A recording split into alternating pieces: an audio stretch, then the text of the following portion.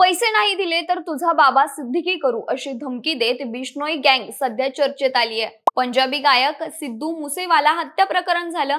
Bollywood superstar Salman Khan याला धमकीचा phone झाला आणि आता पुन्हा चित्रपट दिग्दर्शक रोहित शेट्टी याच्या घरावर गोळीबार। या घटनेमुळे बॉलिवूडमध्ये भीतीचं वातावरण तयार झालंय। त्याचबरोबर पुण्यातील प्रसिद्ध गोल्डन मॅन सनी वाघचौरे याला देखील खंडणीसाठी मागणी आणि जीवे मारण्याची धमकी देण्यात आली आहे। अशा धमक्या देऊन त्याची जबाबदारी स्वतःवर घेणाऱ्या बिश्नोई गँगची दहशत दिवसेंदिवस वाढताना दिसतेय। म्हणूनच या दोन्ही घटनांनंतर चर्चेत आलेल्या बिश्नोई गँगने रोहित शेट्टी आणि सनी वाघचौरे यांना टार्गेट कसं केलं, त्यांच्याकडे काय मागणी केली, गुन्ह्याची जबाबदारी कशी स्वीकारली आणि यावर पोलीस काय कारवाई करतायत हे सगळं जाणून घेणार आहोत या व्हिडिओच्या माध्यमातून। नमस्कार, मी हर्षदा आणि तुम्ही पाहताय विशेष भारी। मंडळी, प्रसिद्ध चित्रपट दिग्दर्शक रोहित शेट्टी यांच्या मुंबईतील जुहू इथल्या शेट्टी टॉवर या निवासस्थानी झालेल्या गोळीबाराच्या घटनेनं संपूर्ण बॉलिवूडमध्ये खळबळ उडाली। 31 जानेवारीला रात्रीच्या वेळी हा गोळीबार झाला। या घटनेची माहिती मिळताच जुहू पोलीस ठाण्याचं पथक तसंच वरिष्ठ अधिकारी घटनास्थळी दाखल झाले। प्राथमिक तपासात या घटनेमुळे कोणालाही इजा झाली नाही, तसंच रोहित शेट्टी देखील सुखरूप असल्याचं समोर आलंय। यानंतर हा गोळीबार केवळ धमकावण्यासाठी करण्यात आल्याचा अंदाज व्यक्त करण्यात आला। मात्र काही तासांतच सोशल मीडियावर व्हायरल झालेल्या एका पोस्टमुळे हे प्रकरण आणखीनच चिघळलं। ही पोस्ट लॉरेन्स बिश्नोई गँगचा मेंबर असलेल्या कुख्यात गँगस्टर शुभम लोणकर याच्या नावावर शेअर करण्यात आली। या पोस्टमध्ये रोहित शेट्टी यांच्या घरावर झालेल्या गोळीबाराची जबाबदारी स्वीकारल्याचा दावा करण्यात आलाय। याशिवाय या पोस्टमध्ये केवळ रोहित शेट्टीच नाही तर सगळ्या बॉलिवूडला थेट धमकी देण्यात आली आहे। आम्ही अनेकदा इशारा दिला होता पण त्याकडे दुर्लक्ष करण्यात आलं। आजही फायरिंग हा फक्त ट्रेलर आहे, पुढची गोळी थेट बेडरूम मध्ये छातीवर लागेल अशी धमकी या पोस्ट मधून देण्यात आली आहे। विशेष म्हणजे या धमकीच्या पोस्टमध्ये बाबा सिद्दीकी यांच्या हत्येचा संदर्भ देत अजूनच भीती दाखवण्याचा प्रयत्न करण्यात आलाय। वेळेवर ऐकलं नाही तर बाबा सिद्दीकी यांच्यापेक्षा वाईट अवस्था केली जाईल असा थेट इशारा या पोस्टमध्ये देण्यात आलाय। त्यामुळे संपूर्ण बॉलिवूडमध्ये भीती पसरली आहे। या संपूर्ण प्रकरणामुळे मुंबई पोलीस आणि सुरक्षा यंत्रणा अलर्ट मोडवर गेल्यात। रोहित शेट्टी यांच्या निवासस्थानी तसंच इतर बॉलिवूड कलाकारांच्या घराबाहेर सुरक्षा वाढवण्यात आली आहे। गुन्हे शाखा आणि दहशतवादींविरोधात पथक या प्रकरणाचा संयुक्त तपास करतायत। सोशल मीडियावर व्हायरल झालेल्या पोस्टची सत्यता, तिचा स्रोत आणि त्यामागील नेटवर्क शोधण्यासाठी सायबर सेलही सक्रिय करण्यात आलाय। तसंच गोळीबार करणारे आरोपी देखील पकडले गेलेत।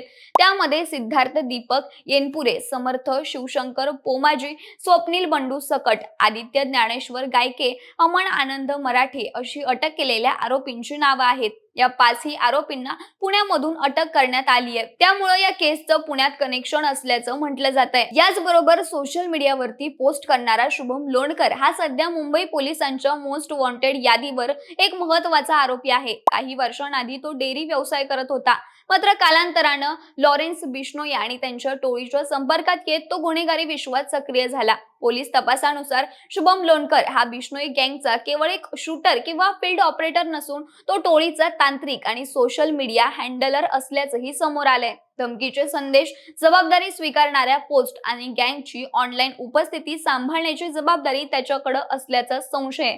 पण तो पोस्ट केल्यानंतर लगेच डिलीट करतो आणि त्यानंतर ती पोस्ट सोशल मीडियावर व्हायरल होते। त्यामुळे त्याच्यापर्यंत पोहोचणं अवघड होतं असं पोलिसांचं म्हणणं आहे। ही झाली एक घटना, पण अशीच एक घटना पुण्यात देखील घडली आहे। पुण्यातील पिंपरी चिंचवड मधील गोल्डन मॅन म्हणून ओळख असलेल्या सनी वाघचौरेला सुद्धा लॉरेन्स बिश्नोई गँग सदस्याकडून 5 कोटीच्या खंडणीसाठी जीवे मारण्याची धमकी दिल्याची बातमी समोर आली होती। पिंपरीतील नेहरूनगर इथं राहणारे सनी नाना वाघचौरे हे हिंदी सिनेसृष्टीतील चित्रपट फायनान्सिंगचे काम करतात। Kapil Sharma show, big boss 16, खतरा खतरा यांसारख्या लोकप्रिय कार्यक्रमांमध्ये त्यांचा सहभाग राहिलाय।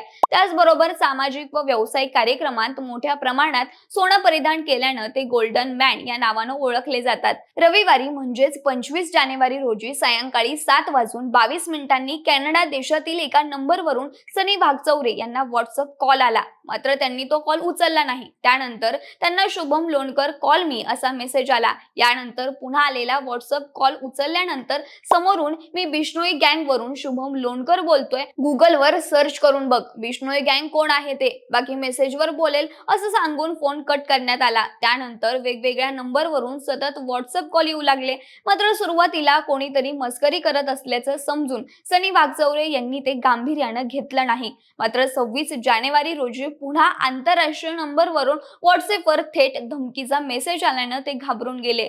पळालास तरी तुला जगातील कोणतीही ताकद वाचू शकणार नाही. तुला 5 दिवसांचा वेळ आहे. 5 कोटी तयार ठेव, नाहीतर तयार राहा. गोळी कुठूनही येऊ शकते. जर तुझा रिप्लाय आला नाही तर बाबा सिद्दीकी सारखे तुझे हाल करू आणि जितकं सोनं तू घालतोस ना त्यापेक्षा जास्त पितळ भरू, अशी धमकी सनी वाघचौरेला देण्यात आली.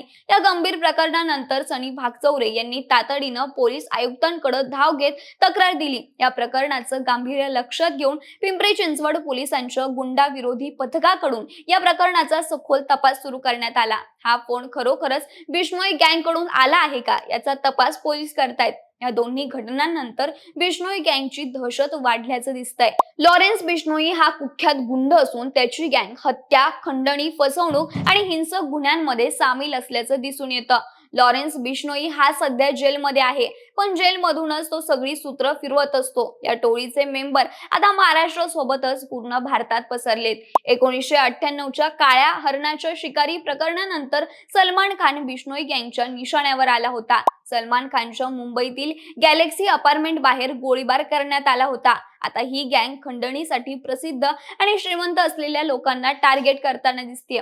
सोशल मीडियावर प्रसिद्ध, सार्वजनिक जीवन आणि संपत्ती यामुळे गुन्हेगारी टोळ्यांच्या रडारवर कोण येऊ शकतं याचा आता काही नेम नाहीये. त्यामुळे नागरिकांनीही अशा धमक्यांकडे दुर्लक्ष न करता त्वरित पोलिसांशी संपर्क साधणं महत्वाचं आहे.